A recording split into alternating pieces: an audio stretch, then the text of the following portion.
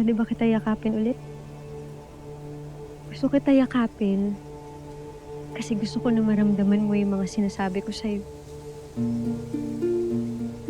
Para malaman mo na hindi lahat ng mga nilalang ay may masamang intensyon sa'yo. Hindi lahat gusto kang saktan. Hindi lahat gusto kang pagtaksilan.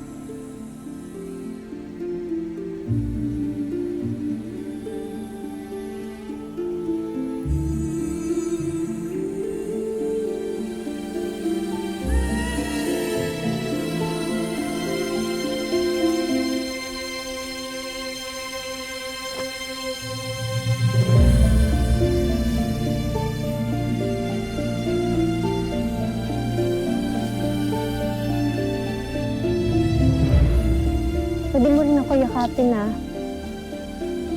Pag gusto mo lang.